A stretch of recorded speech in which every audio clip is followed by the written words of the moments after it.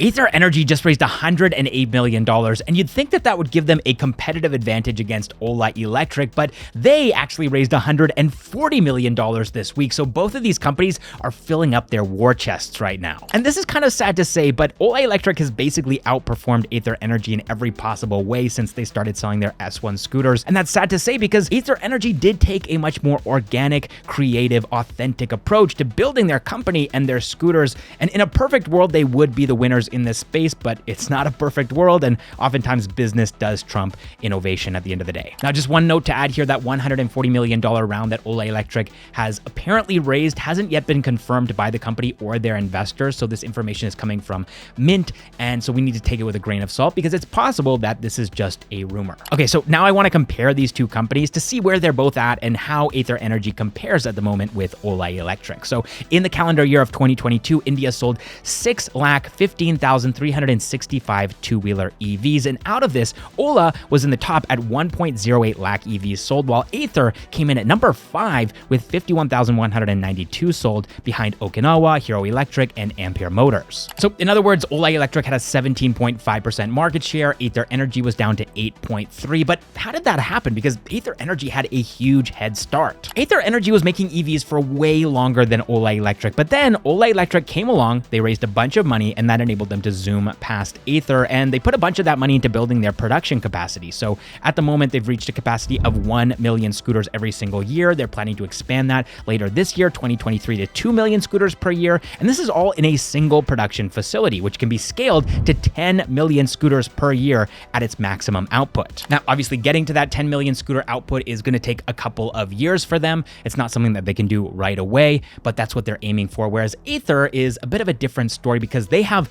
2 facilities and a much lower output. These 2 facilities have a combined output of 5.4 electric scooters per year, which is just about half of Ola's current capacity. Now, both of these companies take an omni-channel approach to selling their electric scooters. Some of them are sold online and some of them are sold in their offline retail locations. So looking at Ola Electric, their plan was to have 200 offline retail centers by March of 2023. And that was their plan. We're not quite sure if they were able to achieve that or not, but it's been some time since March, so I'm guessing that they have, whereas Ather only has 130 locations, and that's today, currently. Okay, so now let's look at charging infrastructure. This is actually a huge point in the EV sector. It's kind of been a bottleneck. Many people didn't want to buy EVs because there weren't enough charging points, so these companies are trying to solve that. Ather has 1,000 charge points across 80 cities, and by the end of 2023, they want to increase that number to 2,500. Now, moving over to Ola Electric, they're a little bit more opaque with their numbers, so they were planning on setting up 1 lakh hyperchargers with 5,000 set up in the first year, but that was back in 2021, so we really don't know where they're at right now with hyperchargers. So unfortunately, it really does look like Ather Energy is losing this battle, and it kind of just proves this point that an idea is not worth much. Even technology itself isn't worth much. In the world of business,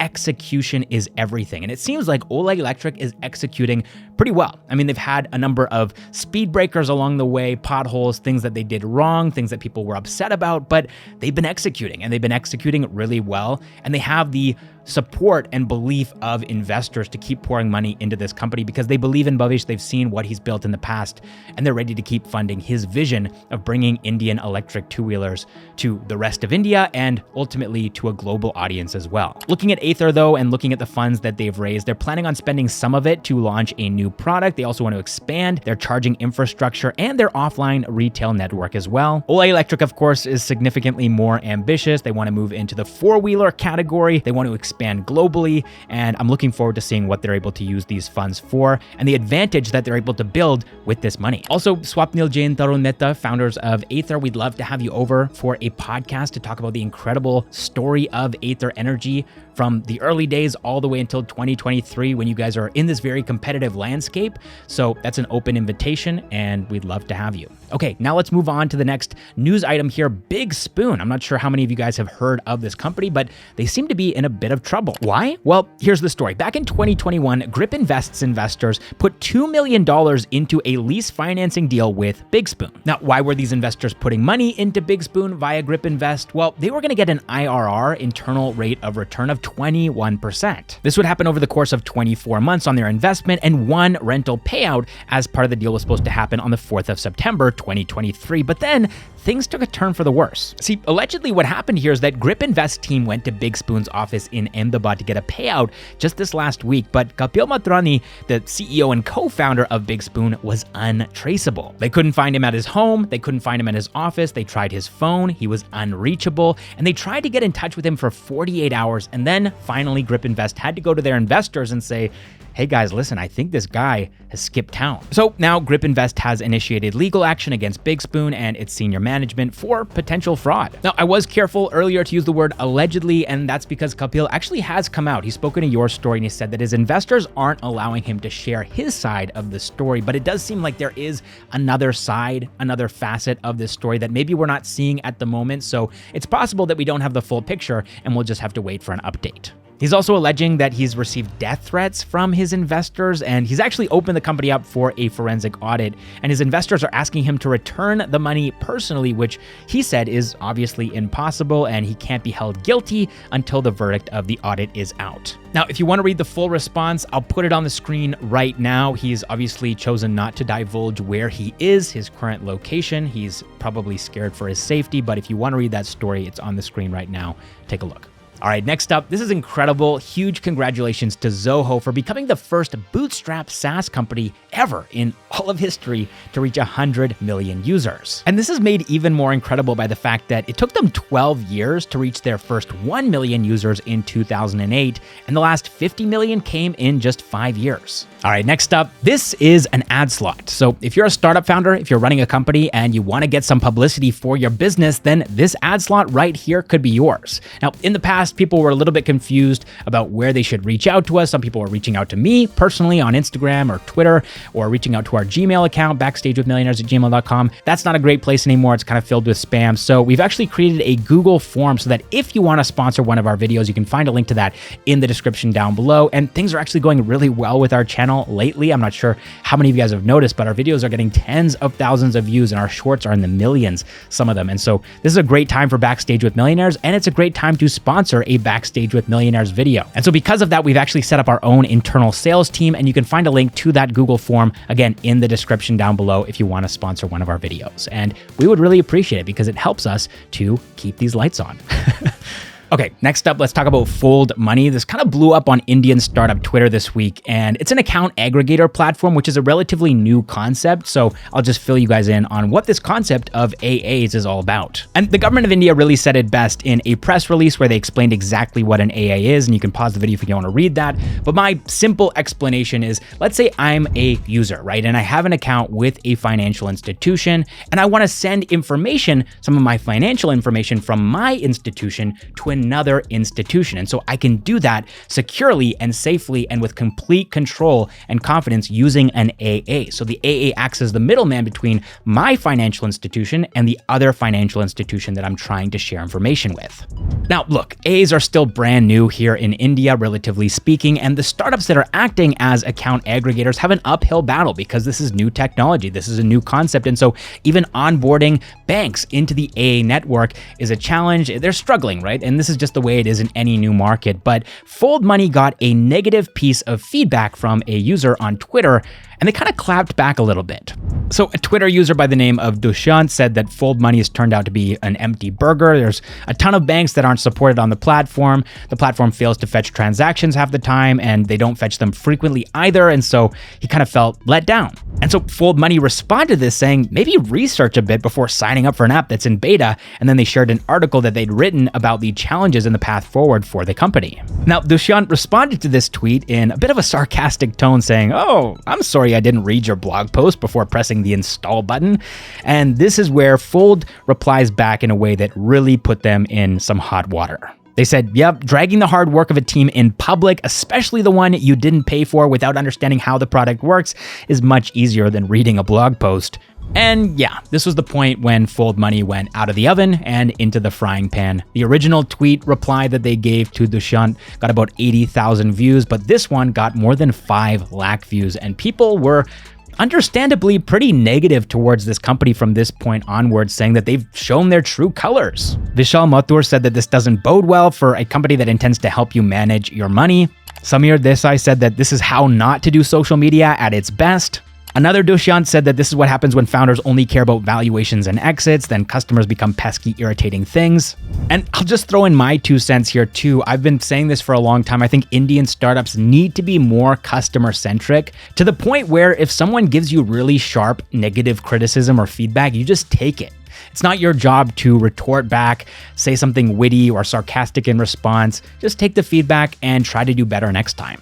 Now, Fold Money, for their part, did apologize later on, realizing that they had made an irreversible mistake and possibly destroyed everything that they'd spent months and years building. Unfortunately, they said some of our previous tweets were in very bad taste. Things could have been handled in a much more better, wittier way, which was intended, but came out as rude. We're sorry. And I don't know, that to me sounds a little bit like a half apology, like it's not really what we meant, you guys just misunderstood it. Maybe that's just me interpreting it the wrong way, I'm not sure. But anyways, let's move on to another similar news item, something that happened on Twitter. Dukaan's co-founder Sumit Shah has also gotten in hot water this last week for a response to a customer. And I'm just going to skim through this one because I think we've spent quite enough time looking at the bad behavior of startup founders on Twitter, but basically Sumit is being called out for using bad language towards a customer who was asking for support for one of his relatives who had an e-commerce store on Dukaan's platform. So this was shared by a Twitter user, Hasmukh, who believed in Dukaan's story. He was one of the ones who convinced his relative to use the platform in the first place, but now obviously it looks like he regrets that decision.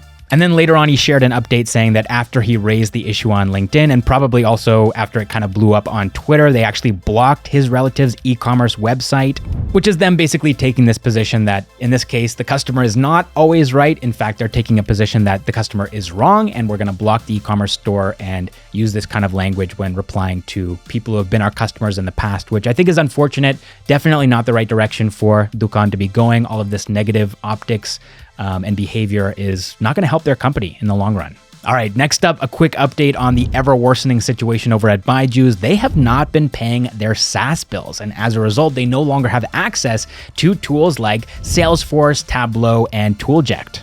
Now, this might not seem like a big deal, but their bills for all of these platforms amounted to 50 crore rupees in the last 2 months, which they haven't paid.